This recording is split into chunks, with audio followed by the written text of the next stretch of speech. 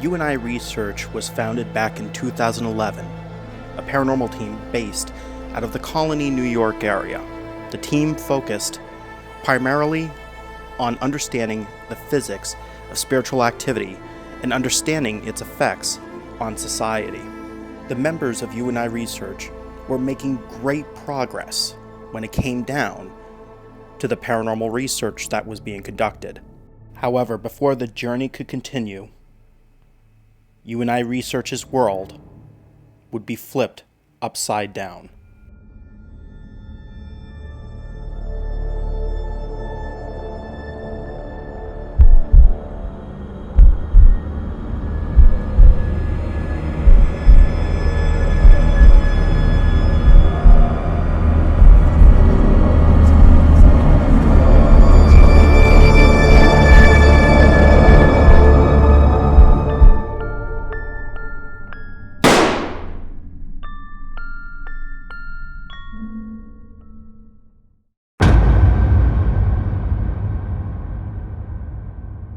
My name is John Griffin II. I'm the CEO and founder of Uini Research. On July 7th, 2021, my brother Jeremy took his own life. John, it's your mother. Please call me ASAP, please. I need to talk to you ASAP. It's bad. It's so bad. She said the dreaded words that no brother would ever want to hear. Jeremy killed himself. We found his suicide note, and I remember looking at it and seeing that the last line was directed at me. John, we'll be in touch, I promise. I knew from that point forward, I needed to reach out to my brother. I needed to know that he was okay. For our family, a large piece of us is missing. And I remember there's one photo from the funeral that I remember looking at. My eyes are always drawn to the image of my mother and seeing the tears, seeing the frown, just the look on her face of just defeat. I'm here with my son. I don't want him to feel alone, because he probably felt alone in so many ways. But his mom is here.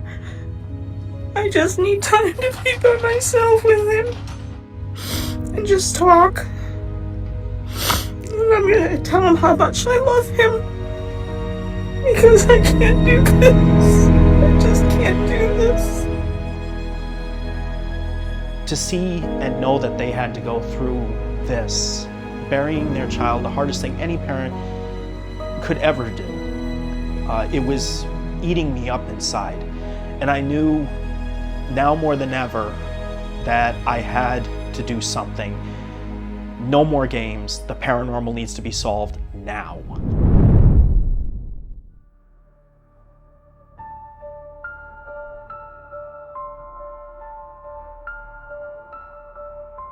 Shadows whisper through the night. In the dark, no sign of light. I feel the weight crushing down. Ghostly whispers all around.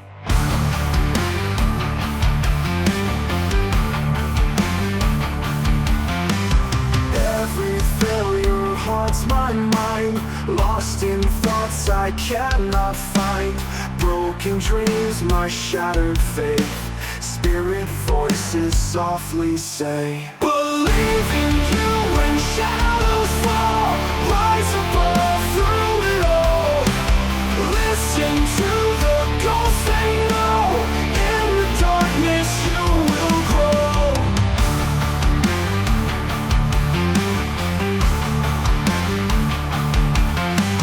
Haunted by the things I've done, seeking answers from none. Whispers echo in my ear, tell me not to live in fear. Spectral visions in my sight, guiding me into the light. Through the veil, their voices say,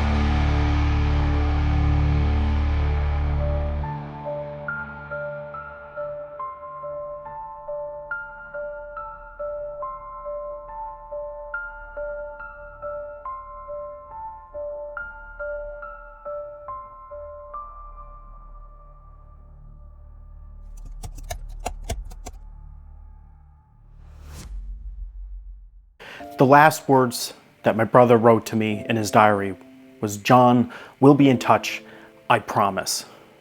And boy, did he ever fulfill that promise. But it seems like he's also been leading me down a path. My brother Jeremy knew that I could not stand spirit boxes, one of my least favorite equipment. Jeremy would come over loud and clear on a spirit box.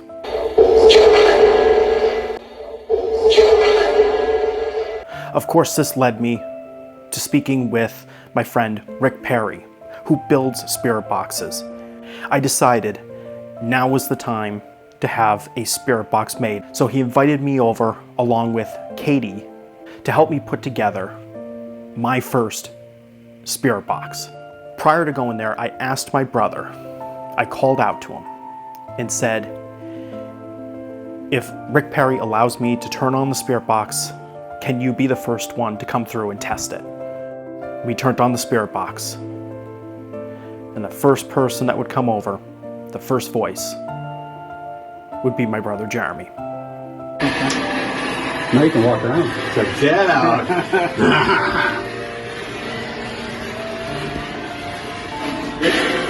Thank you, Rick. You're welcome.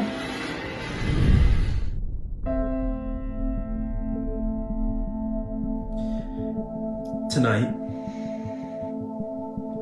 and it's probably maybe within the past, I don't even know what time it was, maybe hour, half hour, something like that. We finally caught a picture of my brother Jeremy. The experiment we set out for the apparition manifestation project. It worked. It's a lot of hard work. But this is what the path to communication is all about. This would not be the first time we would capture his apparition, though. We caught him 2 other times at 2 other locations. One at the Hinsdale house, where he's been before, and then one at another location where neither of us had been to before, showing that he is consistently following around and helping to test. Starting now, I was walking in the background. Let me tell him to keep quiet. Huh? No.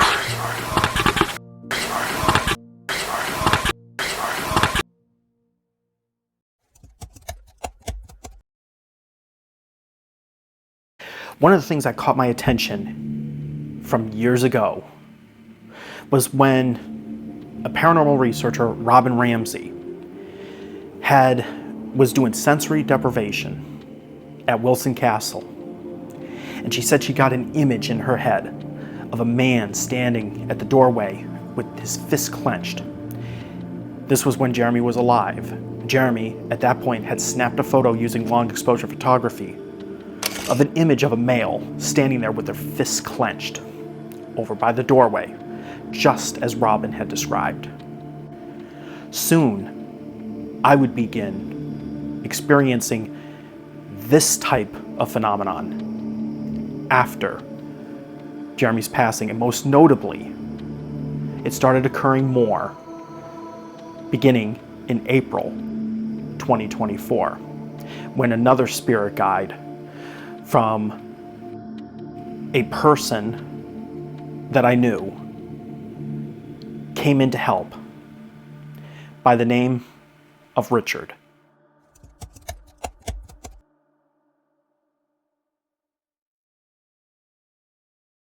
Something far greater was wrong. All the alarms in the car started going off. It left us stranded. I needed to leave that day. I had to get out of there. You know, Richard and Jeremy worked through John and worked with me to get me to safety and ultimately save my father's life. I went through 3 towing companies to have the 4th one got the car out of there. What's even more crazy to me is Richard, to have him be the one to guide John to help me, and for all we know, guide the mechanic to find what was wrong. he found the fuel pump connectors were disconnected. Jeremy and Richard ultimately had a hand in helping me save my father. Per the doctors, had he been left alone for just one more day, he would not have made it. You know, that statement that just still resonates with me today, trust the process.